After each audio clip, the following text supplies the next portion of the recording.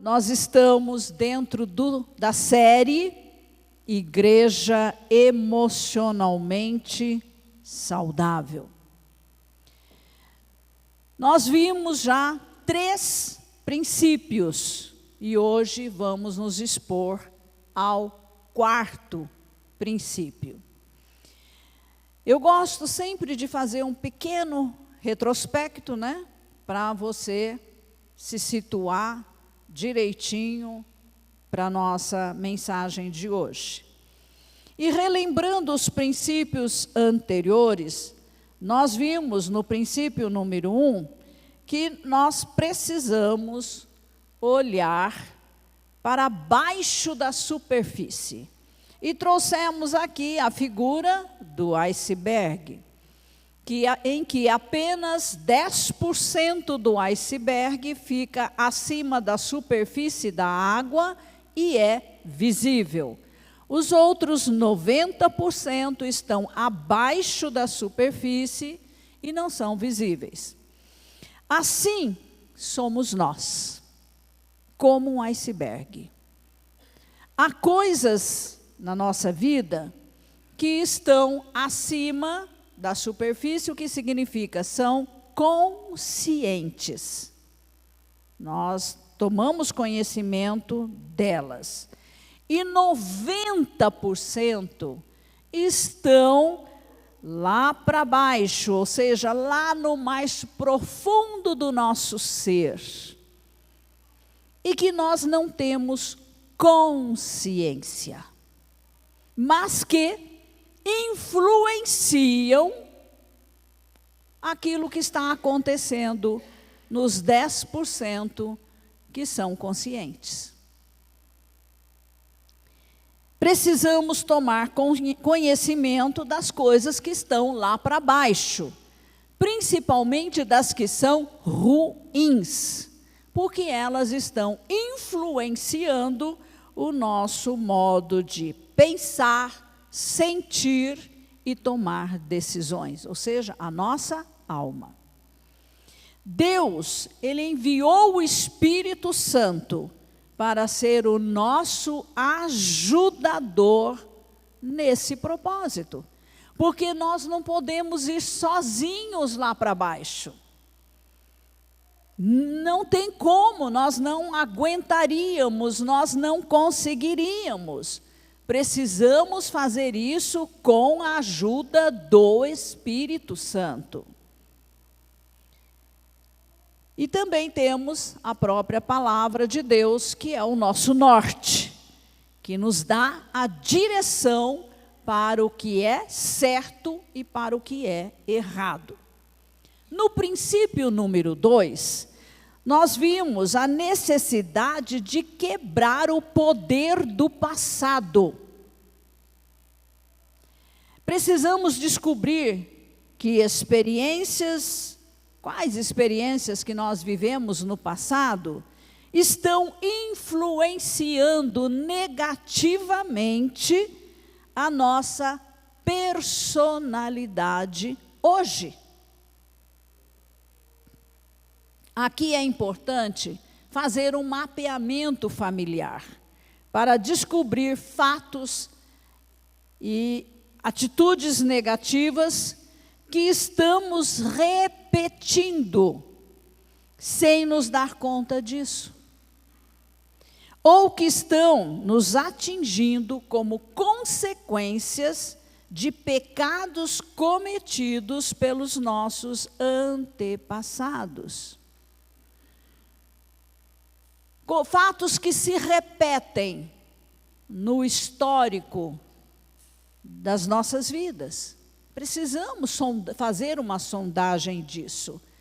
Queridos, se não houvesse maldições sobre nós, Jesus teria se feito maldição em nosso lugar? Não. Então, ele se tornou o que nós éramos, porque o pecado traz maldição. E se nós olharmos lá para Gênesis, Deus visita, né, a iniquidade dos pais nos filhos até a 3ª e 4ª geração. mas abençoou até 1000. E aí nós chegamos na nova aliança, Jesus se tornou maldição em nossos lugares. Então nós temos direito à bênção. Mas uma coisa é saber aqui intelectualmente e outra coisa é tomar posse. E mudar a atitude. Não precisa ser como o pai, não precisa ser como a mãe, não precisa ser como o avô, a avó, tataravô. O que devemos fazer? Nós vamos a Cristo, o nosso Redentor. Ele levou sobre si na cruz do Calvário todas as maldições que estavam sobre nós. Pelo seu sacrifício substituto e pela sua ressurreição, temos a vitória. Ele pagou o preço em meu lugar. Eu não tenho que continuar na maldição, porque o que Deus tem para mim é bênção. Temos que mapear a nossa linhagem paterna e materna. Nem sempre conseguimos chegar a todos os fatos ocorridos, mas dentro do possível, assim que vamos tomando conhecimento do que é alcançável, do que eles contam para nós, do que eles falam, ou de que alguém, né, que conviveu com eles relata para nós, aí nós temos que fazer uma coisa muito séria. E a gente fazia isso de rotina. Vem a Cristo, batismo nas águas e o mapeamento da pessoa, com cancelamento das maldições hereditárias. Eu fiz isso a minha vida inteira ministerial. Por quê, queridos? Temos que sondar, sim, o que está vindo lá de trás e que está nos atingindo hoje. E nós temos que fazer o quê? Pedir perdão a Deus no lugar deles, dos nossos ancestrais que pecaram contra Deus. Alcoolismo, adultério, roubo, assassinato, seja lá o que for. Abandono, traição, essas podridões do pecado. Ah, mas eu posso pedir perdão em lugar deles? Daniel pediu perdão a Deus pelos pecados da nação. O que você acha? Somos intercessores. E aí, nós passamos o sangue de Jesus entre o pecado deles e a nossa vida hoje, para que o que eles fizeram não nos atinja. Vocês estão entendendo? Batalha espiritual. E intencionalmente vamos investigar também se não estamos cometendo os mesmos erros, agindo da mesma forma, fazendo as mesmas coisas malditas, porque se eu faço, eu passo para os meus filhos. Eu libero, eu abro uma porta de maldição. Nós não somos um papel em branco. Não viemos a esta terra como um papel em branco. Trazemos essas coisas dos antepassados.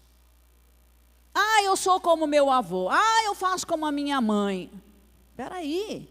Você não é o avô e nem é a mãe. Você é você. Em Cristo Jesus. Uma nova criação.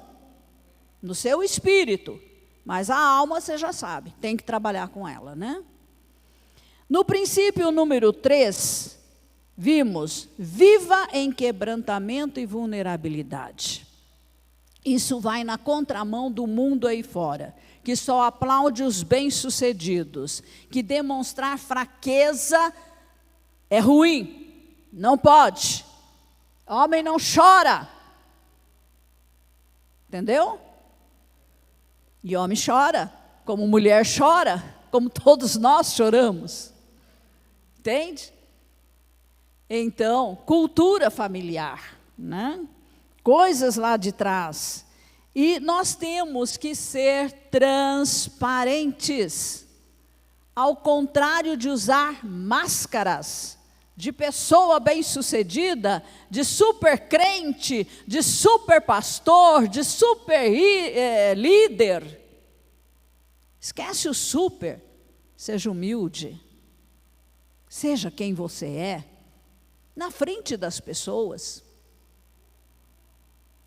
E saiba que todos nós somos inconstantes, defeituosos, falhos, imperfeitos, tendentes ao orgulho, mas à medida que nós vamos sondando o nosso interior, quebrando o poder do passado e sendo transparentes, verdadeiros, sem máscaras, sem hipocrisia, nós vamos crescendo na dependência do Espírito Santo. As músicas que foram cantadas hoje, meu Deus, você se quebrantou? Há um coração quebrantado e contrito, o Senhor não despreza.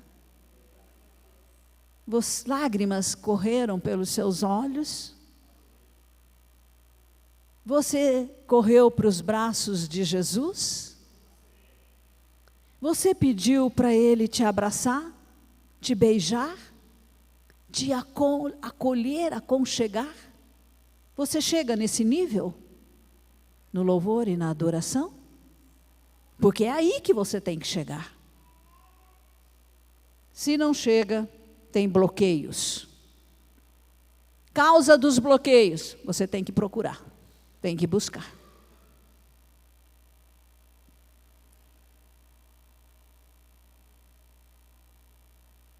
Nós queremos a vida que Ele tem para nós. Ele tem uma vida, e essa vida é vida plena.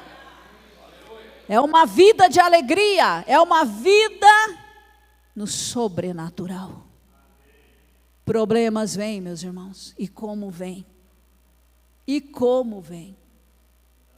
Estamos no mundo ainda. Mas atravessamos a serra, a tempestade, a chuva, a inundação, a enxurrada, porque Ele nos dá uma coisa chamada graça. Graça, o favor dEle, a ajuda dEle, a mão poderosa dEle conosco. E agora vamos entrar no princípio número 4. Reconheça os seus limites. Tá? Pessoas emocionalmente saudáveis compreendem os limites que Deus estabeleceu para elas. Todos os limites foi Deus quem estabeleceu? Não, nem todos. Mas há limites que foi Deus quem estabeleceu para você. Reconhecendo os limites, Deus espera que nós vivamos em contentamento, em alegria. Tá? Igrejas emocionalmente saudáveis também aceitam seus limites. A Winner, Deus colocou limites para ela? Colocou. Que limites Deus colocou para a Winner? O que Ele quer da Winner? Ele quer que nós sejamos mais que vencedores. Vencedores sobre o pecado, sobre a carne, sobre o mundo e sobre esse iceberg, essa profundeza, esses 90% que estão lá para baixo. Temos que vencer isso também. Para quê? Para que sejamos a noiva de Cristo, sem mancha, sem mácula e sem defeito. Queridos, uma palavra. Nós somos tão poucos, né? É tão fácil a gente se conhecer aqui. Se você vem de outra igreja, não traga a sua igreja para cá. Porque a Winner é Winner. Não é outra igreja. Não tem que ser outra igreja. Ela vai ser o que Deus quer que ela seja. A igreja noiva, a igreja pura, santa, que vai subir no arrebatamento, ou pela morte física. Não nos compare com outra igreja, isso é doentio. E está indo na contramão de Deus. Aprenda quem nós somos. O chamado de Deus para nós. Aprenda como Deus lida conosco, o que Deus quer de nós, como Ele trabalha conosco. E fique contente com isso. Porque se você não ficar contente, saia daqui. Saia. Porque isso não vai te fazer bem. E nem para nós. Tá? Deus está falando mesmo, meu irmão. Nós precisamos ser uma igreja saudável, estarmos contentes com o que Deus está falando conosco, com o que Ele está fazendo conosco, para onde Ele nos quer levar como igreja local. Nós não vamos olhar para ninguém lá fora e copiar, não vamos, não. Nós vamos seguir o que Deus está nos falando. E temos que compreender também que cada um de nós tem limites. Cada líder tem limites. Tem chamados específicos. Eu não posso exigir que você seja o que eu sou, e nem você pode exigir que eu seja o que você é, porque eu não vou ser nunca. Eu sou Valdiva. E você é você. Precisamos compreender, primeiro, que a igreja local, ela precisa reconhecer seus limites. Como Winner. Quais os limites? Nós somos uma igreja de programas? Não. Não. Porque Deus não colocou isso para nós. Nós somos uma igreja com propósitos. Amém, irmãos? Ah, vamos fazer uma festa disso. Ah, vamos fazer um encontro daquilo. Ah, vamos Não. Deus não nos pediu isso. Ok? Cada igreja, assim como cada grupo, aqui na Winner, cada ministério, cada indivíduo tem limites. Costumamos elaborar planos, traçar metas ousadas para alcançar grandes alvos, mas nós nos frustramos porque as coisas não acontecem como a gente gostaria que acontecesse. Não é assim na sua vida? Por exemplo, as pessoas no grupo não evangelizam, não crescem para se tornar líderes de um novo grupo, e o líder às vezes acaba se sentindo cansado, desanimado por conta disso. Mas por que isso está acontecendo? Há limites no líder? Há limites nas pessoas? Quais são eles? Então, a meta de multiplicação do grupo não acontece. Os poucos que lideram acabam cansados e desanimados. Isso acontece porque os princípios de uma igreja saudável não estão em vigor. Por quê? Primeiro, não se vai além da superfície, né? Nos relacionamentos. Eu posso Oi, Zuleide, tudo bem? Bom dia. Uma boa semana. Isso basta? Não. Percebem? Isso é muito superficial. Mas, por exemplo, quando eu sento com a Thelma, com a Cristina, estão no meu grupo, e a gente rasga o coração uma para a outra, eu conheço melhor, não conheço? Vocês me conhecem melhor também, porque estamos próximas, perto umas das outras. Maria Heloísa. Segundo, há desconhecimento de fatos do passado de cada pessoa no grupo. Não conhece a história do outro. Não conhece as experiências que aquela pessoa vivenciou e que marcou, e que estão influenciando negativamente nela. Terceiro, não há conhecimento de que é bíblico nós sermos transparentes uns com os outros, confessarmos os nossos pecados uns aos outros, falar das nossas fraquezas, expor os nossos problemas no grupo, porque ninguém é super crente. Quarto, olhar para os limites como obstáculos a serem superados e não como um propósito de Deus. Eu quero breakthrough, mas eu me arrebento para conseguir isso e às vezes nem consigo.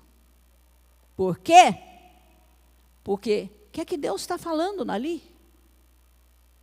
O que é que Deus quer ali? As pessoas não podem nos pressionar para nós sermos quem Deus não disse para nós sermos e nem fazermos. Entendeu? Precisamos compreender e reconhecer que Jesus aceitou os limites humanos. Jesus estava dentro de limites? Estava. Quem ele era? O Verbo. O que criou o universo em glória e majestade e poder. Despe-se de tudo isso e entra aqui na terra como ser humano. E onde vai viver? Na Galileia dos gentios, lugar mais pobre, desprezado dentro de Israel. Em que família? Pobre. Percebem? Limites. Limites. Deus nos deu talentos, capacidades, que não deu a outros. E não nos deu talentos, dons, capacidades, que deu a outros. E eu tenho que estar contente com o que Ele me deu. E usar o que Ele me deu. Eu não posso ser o Ney não pode ser a minha pessoa. Não tem como. Nem eu, Tereza, nem Tereza a mim. Deus deu dons e talentos a eles que não deu a mim. Deus deu dons e talentos a mim que não deu a eles. Ponto.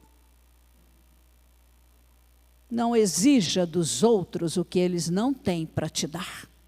Respeite os limites em você e nos outros. É assim que nós alcançamos uma igreja saudável. Porque cessam as cobranças, as críticas, as pressões, as exigências. E o respeito cresce. Respeito. Eu respeito o que Deus colocou na vida do Ney. E o deixo livre para se expressar dentro do que Deus deu a ele. Eu respeito o dom da intercessão na vida da Tereza. Mas eu não tenho esse dom. Não exija isso de mim. Quem é você? Você é Deus? Não, Ele não está me exigindo. Por que você quer exigir? Percebem? Os erros que se comete dentro da igreja e que muitas vezes derrubam ministérios, pessoas, líderes. E nem eu posso exigir de você o que Deus não deu a você. Você vai ficar frustrado e com raiva de mim.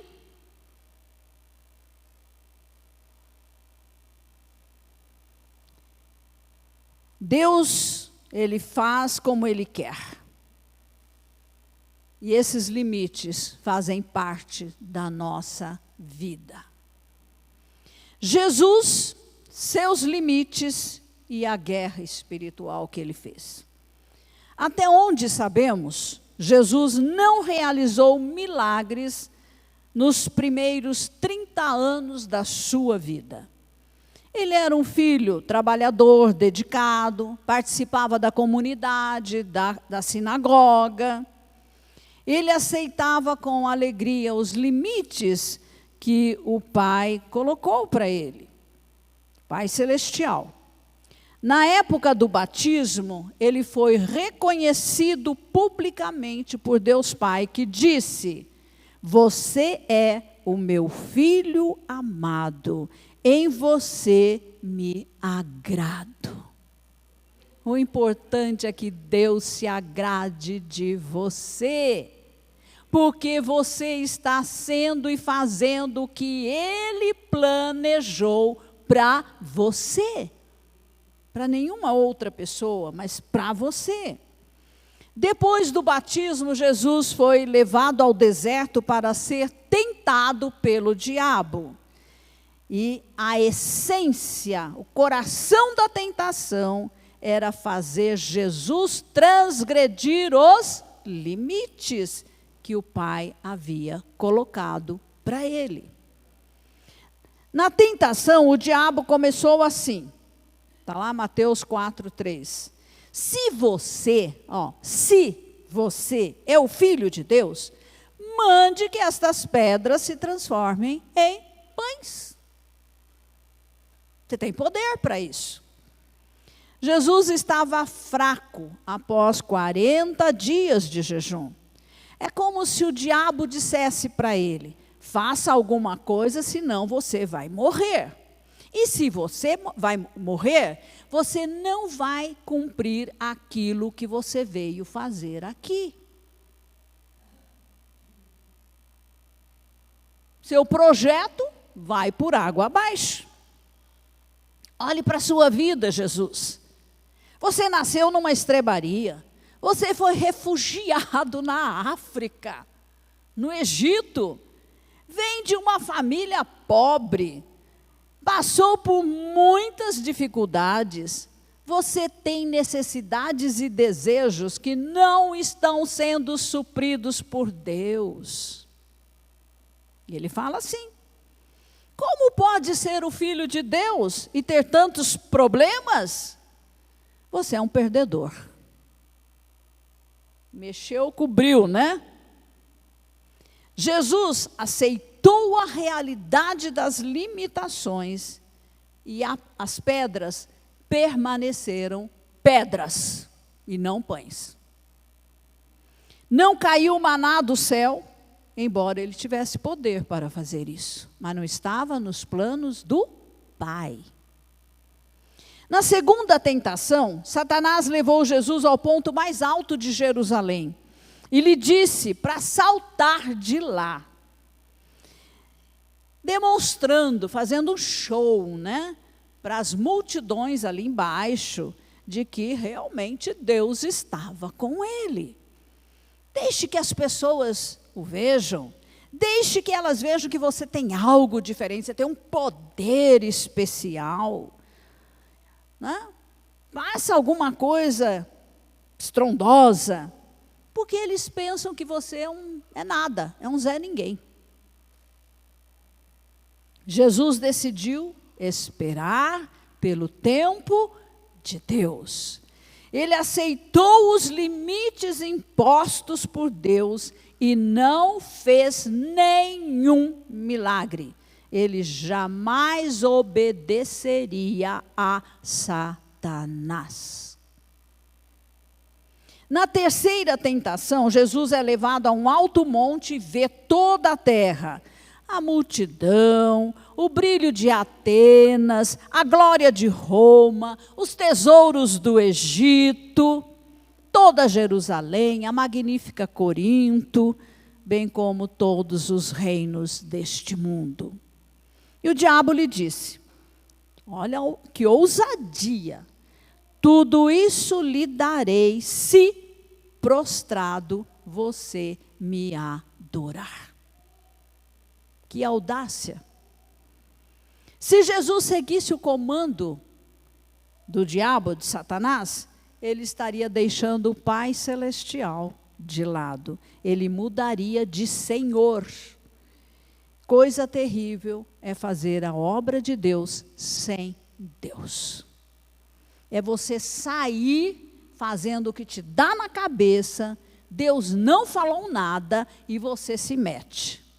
Isso é fazer a obra de Deus sem Deus.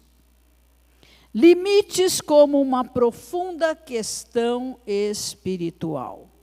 Deus estabelece limites para nós. Por exemplo, lá no Éden, Deus disse a Adão, de toda a árvore do jardim você pode comer livremente, mas da árvore do conhecimento do bem e do mal você não deve comer, porque no dia em que dela comer, você certamente morrerá. Todas as árvores podiam, mas havia uma que não podia. Limite. O pecado original da rebelião de Adão e Eva contra Deus tratava-se de limites. Deus estabeleceu um limite para eles, e eles deveriam se sujeitar à autoridade de Deus.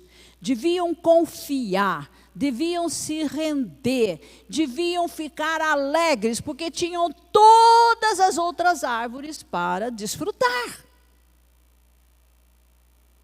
E as consequências da sua desobediência permanecem conosco até hoje. Os limites de Jesus em meio a inúmeras necessidades. Gente, se nós olharmos à nossa volta, há tanta necessidade. Não é verdade? Se olharmos para o nosso bairro, para a nossa vizinhança, para a nossa cidade, então, você acha que você sozinho vai suprir todas elas? Não.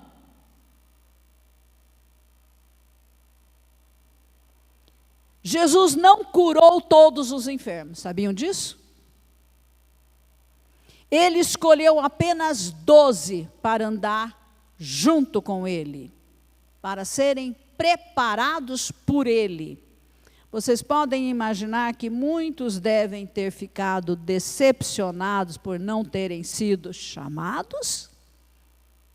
Não havia só os 12, havia muito mais gente. Jesus não correspondeu a todas as expectativas de muitas pessoas, mas no final da sua vida, ele orou: completei a obra que me deste para fazer.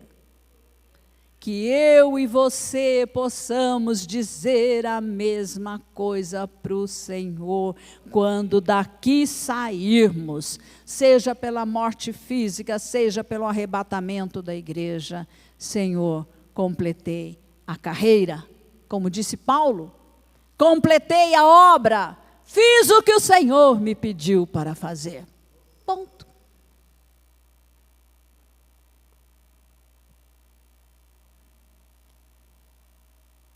Quantas vezes nós ficamos naquele sentimento de fracasso, de incompetência, porque eu não posso resolver o problema de todos vocês. Não posso. Eu não posso obrigar Deus a responder às suas orações. Não posso. Eu não posso obrigar Deus a remover os limites que Ele colocou para você. Não posso. Não tenho poder para isso. E eu posso ficar ombro a ombro com você e dizer: não desanime, não desista. Eu também tenho limites. Eu também enfrento dificuldades. Assim como você, vamos juntos, vamos continuar. A graça do Senhor nos basta. Porque ficamos assim, perguntando, por que coisas ruins acontecem com pessoas desenvolvidas espiritualmente falando? Por que elas passam por tantas coisas difíceis? Vá ler a história, né, a biografia de tantas pessoas que serviram a Deus, né, com tanta devoção. E os problemas que elas enfrentavam, físicos, muitas vezes. O Salmo 37:4 diz: agrade-se do Senhor e Ele satisfará os desejos do seu coração. Isso o Senhor me disse lá no início do meu ministério, bem no comecinho. Aliás, foi a primeira mensagem que eu entreguei para um grupo familiar, foi essa. Aí ficamos sem entender por que nos esforçamos tanto para agradar o Senhor, mas ainda não temos alguns pedidos respondidos, atendidos, e coisas ruins continuam acontecendo conosco. Ou com a gente, ou com alguém da família, ou com uma pessoa que a gente ama. Quando eu olho com mais profundidade para dentro de mim mesma, eu concluo que há muitas coisas ruins lá dentro e que não agradam a Deus. E será por isso que ainda eu não tenho todos os desejos do meu coração, né, concedidos por Deus? Eu creio que é a resposta mais correta, não é? Quando olho para o próprio Senhor Jesus, nem tudo foi como Ele gostaria que fosse. Mas uma coisa é certa, Ele dependeu do Pai Celestial todo o tempo, porque a sua graça era o suficiente para Ele. E o mesmo disse Paulo. Ali no Getsêmani, Jesus orou: Senhor, se for possível, passa de mim esse cálice. É muito pesado, é muito doloroso. Mas o Pai não quis assim. Ele tinha que ir à cruz.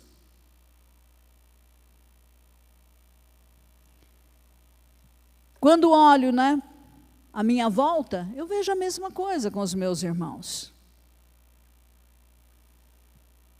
É nas provações que a nossa confiança em Deus se aprofunda.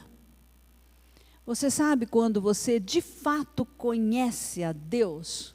Quando você está no sofrimento. Mas quando você está buscando força em Deus. Porque não há ninguém que possa te tirar daquela situação. Ninguém, só Ele.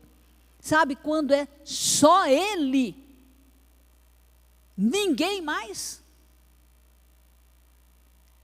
Esses são os momentos mais profundos do nosso relacionamento com Deus. É quando o teu coração está sangrando. Ninguém pode fazer nada por você, mas Ele vem e te pega no colo. Ele te beija, Ele te afaga. E Ele diz: eu estou aqui com você. Você não está sozinho, não está sozinha.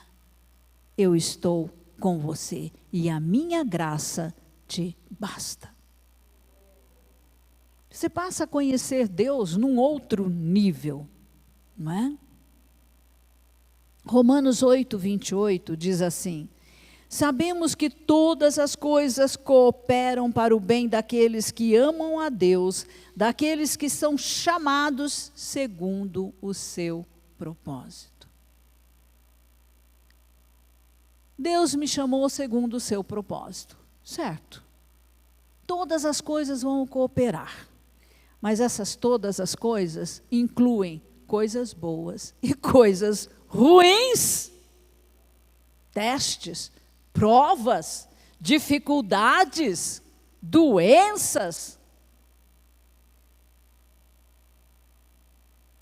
Deus coordena todas as coisas, as ruins também, de modo que cooperem para o bem dos seus filhos.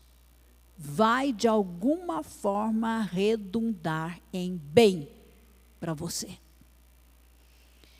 E quando nós olhamos para esse texto, o bem aqui que está falando não é de coisas terrenas, não, tá? De conforto terreno, mas sim de submissão a Cristo. Está lá no verso 29. Comunhão mais íntima com Deus. Você vai mais no profundo com o Senhor. Produção de bons frutos para o reino de Deus e glorificação final. Atributos que você não tinha aparecem. Falhas que você tinha começam a esvanecer. Qualidades vão surgindo. Para que os que creem em Cristo, todas as coisas, mesmo as ruins, cooperam para o seu bem, porque no final nós vamos nos parecer mais com Jesus. Sabe, o teste para que eu saiba se eu estou me parecendo mais com Jesus, não é no momento das coisas boas, é no momento das coisas ruins, tá? Atravessar dificuldades trabalha o nosso caráter. Assim como o ouro é refinado pelo fogo, para que as impurezas sejam removidas, nós somos refinados pelo fogo das provas, dos testes, das experiências negativas que nós passamos nessa nossa única existência terrena. Em meio ao sofrimento, sabe, a primeira escória que cai, que enfraquece em você, orgulho. Orgulho. Porque na hora da prova você está sendo humilhado, envergonhado diante dos outros. E aí você tem que ser humilde. Enfrentar a vergonha, enfrentar os comentários alheios, os dedos em riste, os julgamentos. Percebem? Como o povo dentro da igreja fere uns aos outros. É uma coisa terrível. E fere a pastores também, principalmente. Se nós não tivermos a graça de Deus, nós não suportaríamos. Quando meu filho teve o diagnóstico de câncer de medula, duas pessoas, que uma depois se tornou até pastor, entra na minha casa, põe o dedo no meu nariz e diz: você pecou, por isso ele está passando por isso. É maldição. Sabe o que é isso? Se colocou no lugar de Deus? Sabe o que eu disse para essas pessoas? Nós temos que pôr limite para elas. Saia da minha casa. Saia daqui. E eu rejeito o que vocês estão falando.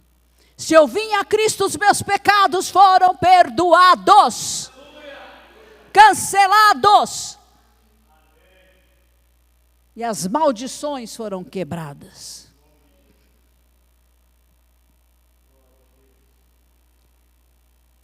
É terrível onde não há amor, onde não há compreensão. Em meio ao sofrimento, nós vamos perdendo essas escórias horrorosas, né? E recebendo mais do caráter de Cristo. O dia do retorno de Cristo para buscar a sua noiva se aproxima, e a palavra deixa claro para nós que ela será refinada no fogo das provas. Algo que está lá dentro, sabe? Me incomodando, eu estou percebendo. Queridos, não quero fazer nenhuma profecia negativa, não. Mas tomem cuidado, porque os dias são maus. E os testes crescerão. Entenda o que eu estou falando. Os testes vão subir de nível, porque a noiva é sem mancha, sem mácula e sem defeito. Malaquias 3, 1 a 13, Isaías também fala isso. Eis que eu envio o meu mensageiro que preparará o caminho diante de mim. De repente o Senhor a quem vocês buscam virá ao seu templo, a sua vida, e o mensageiro da aliança a quem vocês desejam, eis que ele vem, diz o Senhor dos exércitos. Mas quem poderá suportar o dia da sua vinda? E quem poderá subsistir quando ele aparecer? Porque ele é como fogo do ourives e como o sabão dos lavandeiros. Ele se assentará como derretedor e purificador de prata. Purificará os filhos de Levi e os refinará como ouro e como prata. E então eles trarão ao Senhor ofertas justas, em santificação, em pureza, e o Senhor aceitará. Queridos, não se enganem. Na adoração, o Senhor vem, Ele vem como purificador do ouro e da prata. Ele é santo. As nossas escórias precisam ser removidas. Percebem? Porque a noiva não pode estar tão distante assim do noivo, vivendo uma qualidade de vida carnal. Não é noiva. A primeira vinda do Senhor Jesus Cristo foi preparada por alguém que, no entendimento de muitos, é João Batista.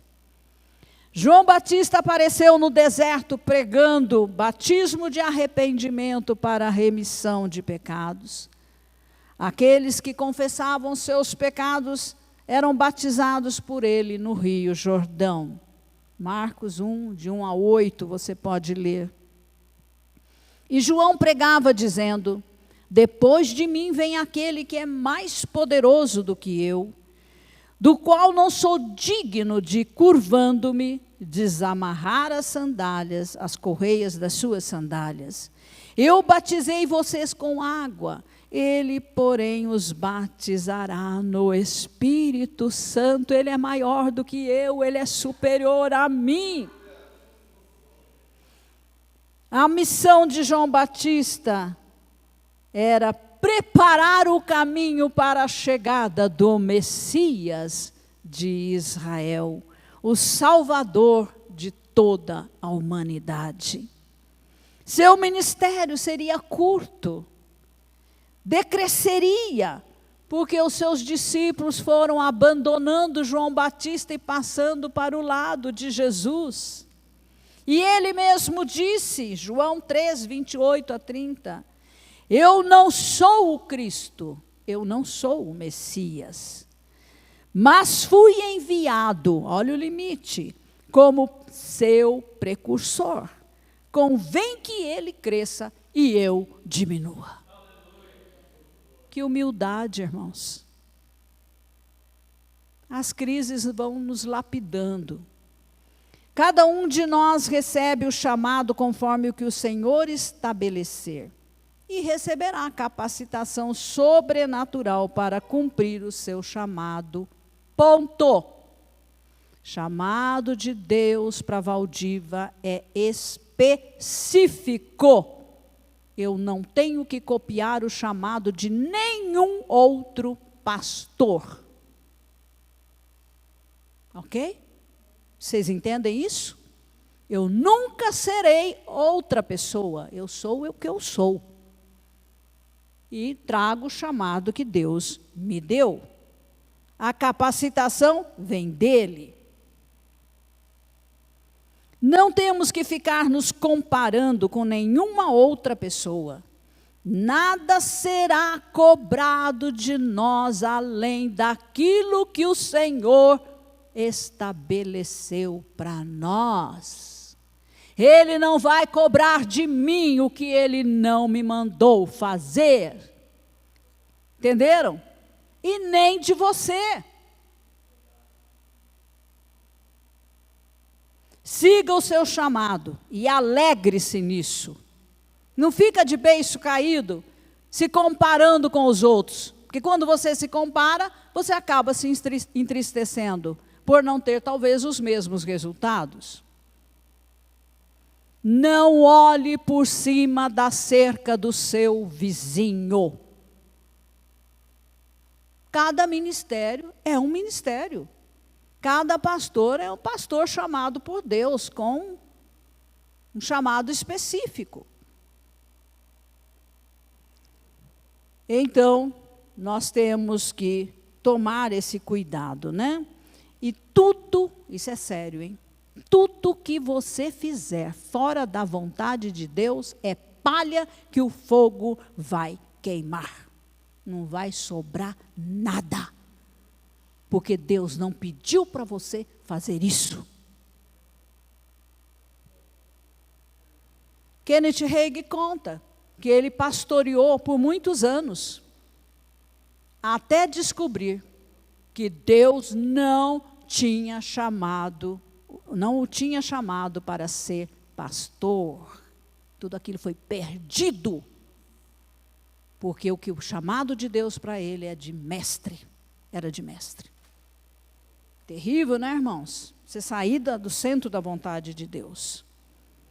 Porque as pessoas falam, cobram. Eu digo novamente, se Deus não falou com você, não se meta a fazer o que os outros estão mandando. Cuidado. Tem que receber de Deus. Chamado vem do Senhor.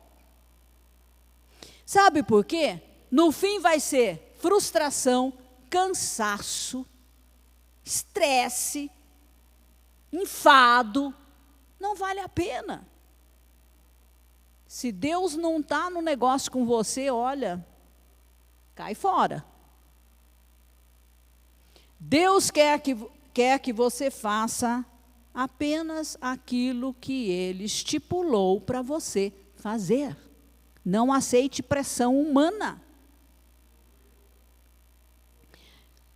Você precisa discernir as suas limitações. Rapidamente, tá? Observe sua personalidade. Você é extrovertido ou introvertido? Você é espontâneo e criativo ou controlado e ordeiro? Você é uma pessoa mais, despreocupada e descontraída ou tenso e ansioso?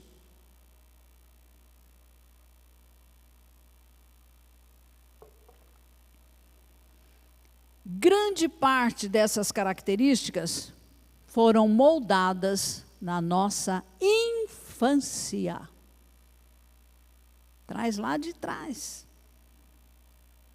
Na família em que você foi criado. precisamos conhecer melhor a nossa personalidade. E há testes que são muito bons, né, como ferramentas para isso. Segundo, para você discernir as suas limitações, observe em que fase da vida você está.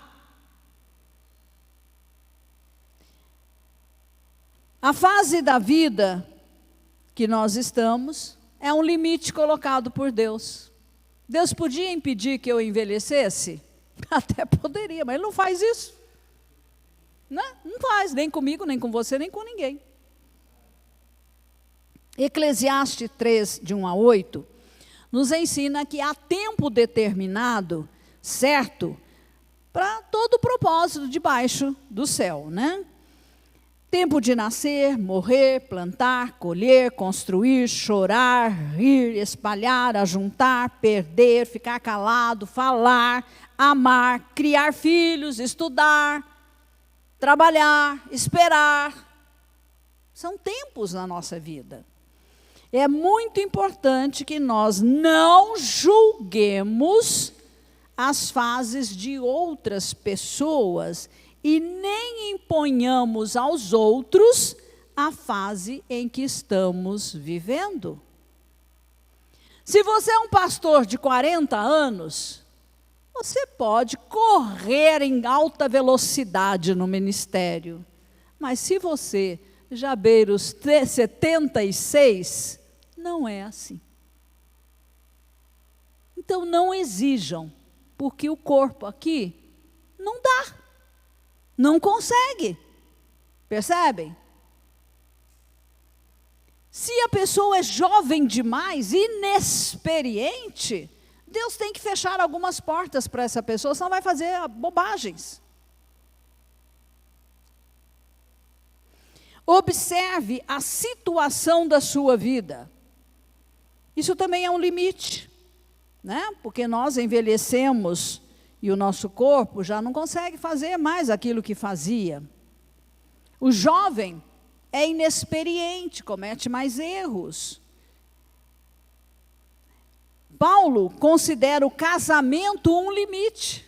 Ele diz que o solteiro serve melhor ao Senhor, porque não tem que agradar a mulher, não tem que agradar filhos, não tem que trabalhar para sustentar a casa num ritmo, né, mais acelerado. E, então, um casal com filhos pequenos também pode ser um limite, porque as crianças requerem mais atenção do que um casal com filhos já maiores, né? E os filhos são presente de Deus, mas cada um tem que respeitar os seus limites. E se você tem que cuidar de pai e mãe idosos, é outro limite. Você não vai ter a mesma disponibilidade, né, do que aqueles que não têm. 4, observe as suas habilidades emocionais, físicas e intelectuais. Isso também são dons concedidos por Deus, né? Há aqueles que conseguem passar 10 horas estudando a Bíblia, pastor Ney. Há aqueles que conseguem passar 10 horas orando, Tereza. Há aqueles que jejuam muito. São dons, talentos que cada um recebe. Não queira ser outra pessoa. E não permita que as pessoas exijam que você seja quem você não é. Estão entendendo? Essas cobranças dentro da igreja precisam acabar. Dentro da igreja, dentro da sua própria casa, né, da sua família, ok? Há quem goste de estar com pessoas, e há quem gosta de trabalhar mais isolado, planejando, pesquisando, criando. Respeita. É o talento que Deus deu para essa pessoa. E é muito libertador quando nós podemos dizer uns para os outros: ó, isso que você está me pedindo, não posso fazer. Não é meu perfil. Eu não tenho esse chamado. Não posso. Ponto. E o beiço não tem que cair não, tá? Descubra quem tem o perfil para fazer o que você está achando que precisa ser feito. Ou deixa que Deus vá suprir. E assim, nós não vamos viver mais sobrecarregados, estressados, né? Exaustos. Observe as suas emoções difíceis. Ira, depressão, medo são sinais de alerta que algo não está bem lá dentro de você e por fora, e que precisa de um ajuste. Observe as cicatrizes e feridas da família em que você foi criado. Talvez por uma ferida, você está tentando ainda suprir aquela carência, mas de um modo errado. Eu agora vou correr porque estou finalizando. Seja fiel a quem você é de fato, quem Deus fez, como Deus fez você, ok? E há muitos sinais, aqui o texto tem muito mais coisa, e você pode se expor, porque está disponível lá no nosso site, ok? Precisamos também integrar esses limites na igreja. Então, tanto na vida pessoal, vida familiar, no casamento, nos relacionamentos e aqui na igreja. Nós temos que aprender, primeiro, a conhecer uns aos outros. Conhecer o histórico de vida uns dos outros, para nós compreendermos o porquê de certos limites, ok? E deixarmos a pessoa livre para ser quem ela é e para crescer no ritmo dela, ok? Todos aqui devem ter liberdade para dizer não. Não, isso eu não posso. Isso não é o meu perfil. Isso que você está querendo de mim, eu não consigo fazer. Mas com certeza o Senhor vai suprir essa necessidade. Outra coisa que nós precisamos prestar muito atenção: eu não consigo fazer tudo, eu não sou tudo que você quer que eu seja. Então pare com as críticas, por favor, se houver alguma, né? Espero que não haja, mas já houve muito no passado. E tudo porque a igreja não era emocionalmente saudável. Não havia respeito, né, entre as pessoas, entre os líderes, e cobranças eram feitas. Não entendia o próprio chamado do pastor sênior. E aí quer impor o seu jeito de conduzir ministério. Isso é impossível aqui, porque esta igreja nasceu de um chamado de Deus. Eu sou uma pessoa levantada por Deus, por ser humano nenhum, por Deus. E isso tem que ser respeitado. E não criticado, porque ai de quem se levanta contra ungidos do Senhor. Você não é Deus, você não é maior do que Ele. Percebem? E nós temos que nos conhecer e respeitar uns aos outros. Eu vou até um ponto que Deus permite. Daqui para lá é outro que vai fazer, não sou eu. Passa o bastão, outro, né, vem acrescentar. Por isso nós trabalhamos em equipe. Nós somos um corpo. Eu tenho o que o Ney não tem, o Ney tem o que a Tereza não tem, o Alexandre, a Val, entendeu? Cada um é único diante de Deus. Eu não danço como a Val dança, jamais, jamais, jamais. Isso é dom que Deus deu para ela. Eu não canto como a Keila. Isso é dom que Deus deu para ela. Vocês estão percebendo? Mas quem administra como eu administro? É dom que Deus me deu. Nós temos que respeitar uns aos outros. Amém? Vamos ficar de pé? Mais detalhes você tem na mensagem que vai estar disponível para você, ok?